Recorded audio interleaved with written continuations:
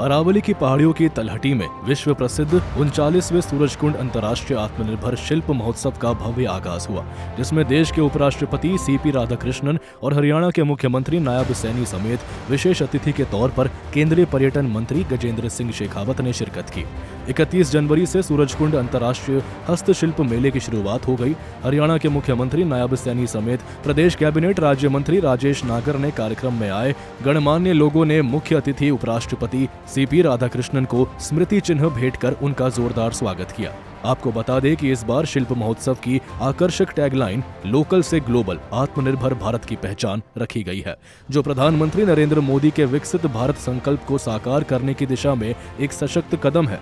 इस अवसर पर मुख्यमंत्री नायब सैनी ने कहा कि सूरजकुंड मेला भारतीय संस्कृति को जीवंत बनाए हुए है। मेले का उद्देश्य हमारी विरासत को सहेजना और उसे विश्व मंच पर प्रदर्शित करना है।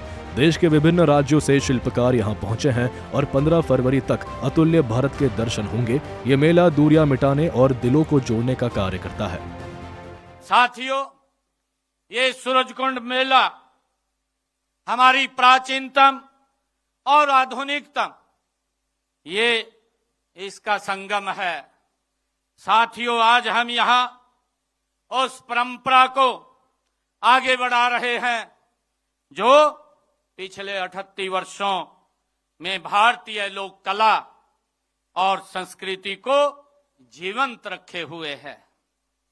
इस वर्ष मेले के जो थीम भी रखा गया है वो थीम लोकल टू ग्लोबल और आत्मनिर्भर भारत की पहचान है।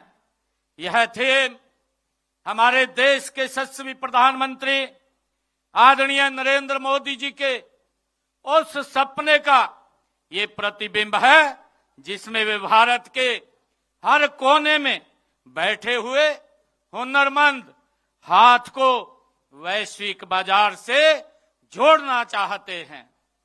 साथियों, आत्मनिर्भर का अर्थ केवल आर्थिक स्वतंत्रता नहीं है, इसमें अपनी संस्कृति पर गर्व करना, अपनी विरासत को सहेजना और उसे दुनिया के सामने प्रस्तुत करना ये शामिल है। साथियों, सूरजकुंड मेला इसी आत्मनिर्भरता का जीता जागता ये प्रमाण है। दरअसल सूरजकुंड मेला भारतीय हस्तशिल्प, हथकरघा, संस्कृति और व्यंजनों का विश्व स्तरीय मंच बन चुका है। इस बार मेले में मिस्र, इजिप्ट सहयोगी राष्ट्र है, जिसके पवेलियन में आने वाले पर्यटकों को पिरामिड, लक्सर के प्राचीन मंदिर और काहिरा के जीवंत बाजारों की झलक देखने को मिलेगी। वहीं उत्तर प्रदेश दूसरी बार और मेघालय पहली बार थीम स्टेट के रूप में शामिल होंगे। महोत्सव में अंतर्राष्ट्रीय एवं राष्ट्रीय स्तर के बुनकरों, कारीगरों और हस्तशिल्पों को 1200 स्टॉल आवंटित किए गए हैं। बहरहाल सूरजकुंड मेला निरंतर देश ही नहीं विश्व स्तर पर अपनी अमिट छाप छोड़ रहा है, जिसे हरियाणा की नायब सरकार लगातार बेहतर और आकर्षक बना रही है। ब्यूरो रिपोर्ट, सूर्य समाचार।